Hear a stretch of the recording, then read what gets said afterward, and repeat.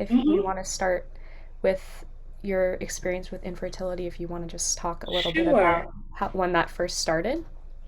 sure.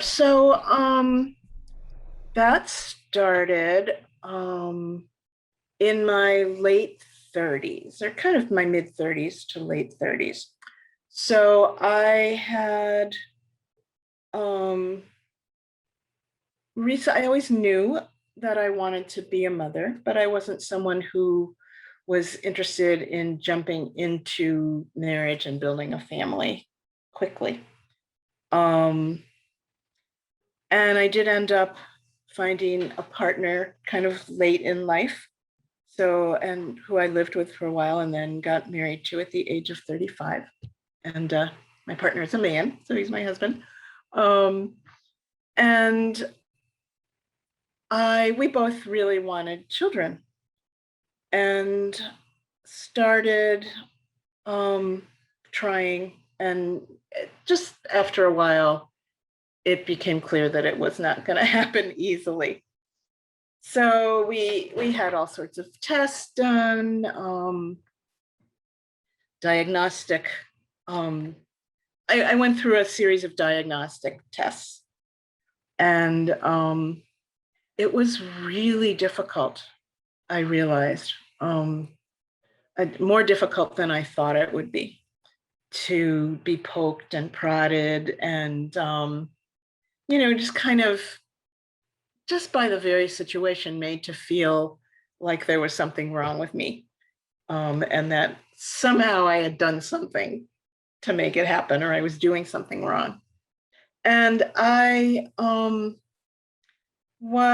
had a doctor who was very well known in this area, a male doctor who just a lot of women kind of in my cohort went to, um, who were dealing with infertility.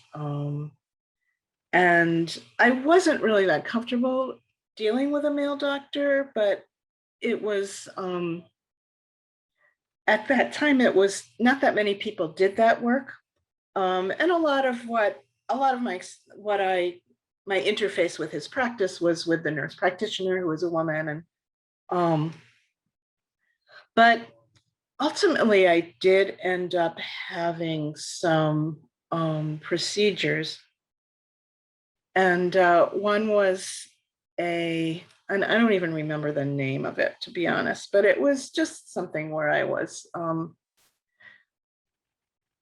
like a scope went up into my tubes and to kind of check around and see what was going on.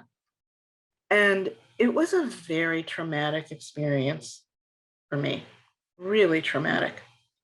And I was actually in graduate school at the time, and I was told it would be nothing. I was told it wouldn't be a big deal.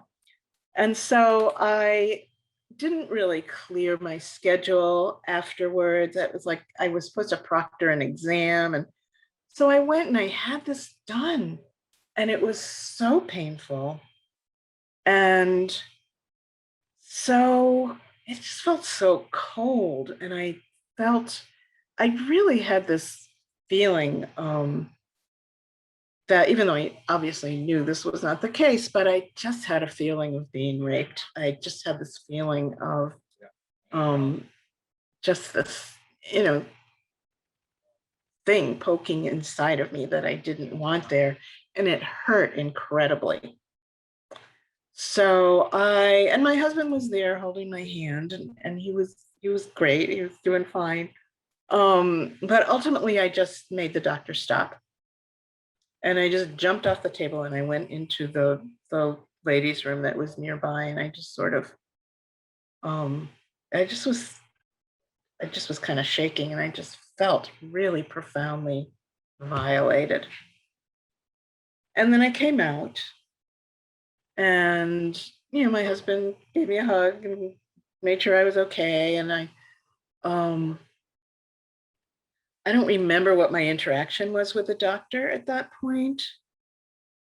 And then at some point, as I was leaving, there was some kind of exit procedure or something. And I was talking to someone, a woman, who was I think was a nurse in the practice.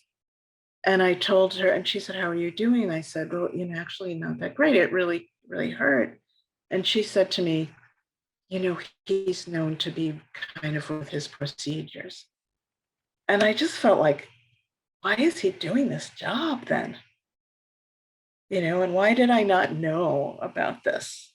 There was just something that just felt so profoundly wrong about this, and just the idea that there would be this doctor that all these women were flocking to, that he would be so insensitive, that he was known to be rough with his procedures.